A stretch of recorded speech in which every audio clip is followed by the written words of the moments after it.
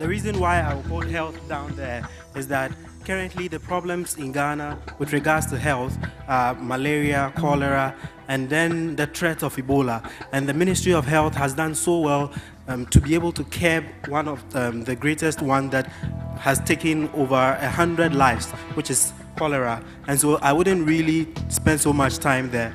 Now, power generation. I put power generation over there because the issue with power generation in Ghana has to do with the political will and then the ability of the government to be able to look at alternative source of power generation. I would think that in the north, where there's a lot of sun over there, we could take some part of that region off the grid and then introduce solar in those particular parts. So renewable energy is something I'll look at.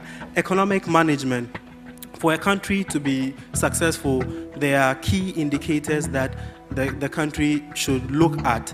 The inflation, the exchange rate, and all the other economic indicators. And when you take Ghana, for instance, we will realize that as at 2013, we had 7.4 inflation rate.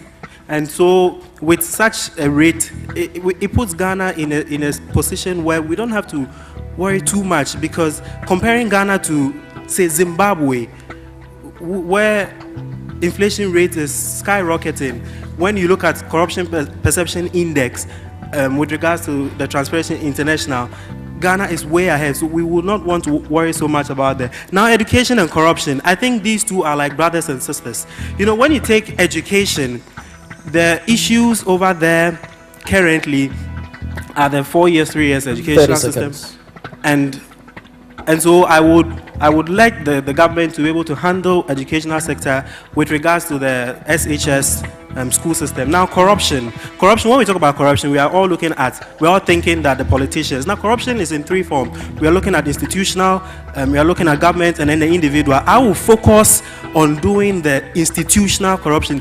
I would like these institutions are the ones that train our people. Corruption is it's something that has to do with ethics, and it has to do with morals. And so if the institution that trains these people are themselves, they see the students come out from these schools, embezzle funds, and then they still allow them into the system, I believe that is the source where we should treat that corruption issue from.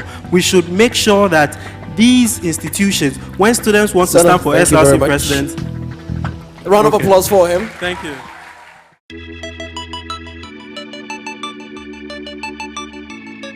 Hi Ghana, this is your girl here, Mary. Thank you for all the support. The grand finale is here.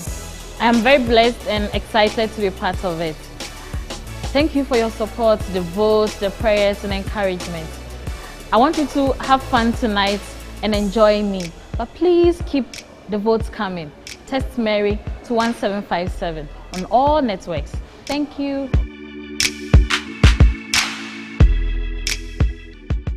Education is a form of learning where knowledge, values, skills, and attitudes are transferred from one generation to another.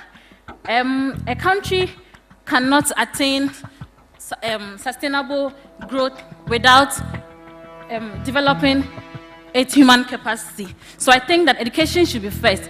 If you are going to help people to learn skills, quality skills they are going to use in the job market, they are going to learn values that they are going to put in their businesses, we are going to improve. I put corruption after education because after education we need to tackle corruption immediately. If we have people who are choosing interests than the nation's interest, then we are going to have a problem. So after education, we need to align people's values and morals to what the country wants to achieve. Because if we do not tackle corruption, we cannot have economic growth.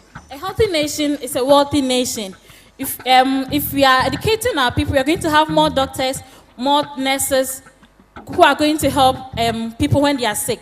If our people are sick, they cannot work. So after giving them education, after aligning their values and the skills and orienting them about how to actually help the country improve, we need to we need to improve our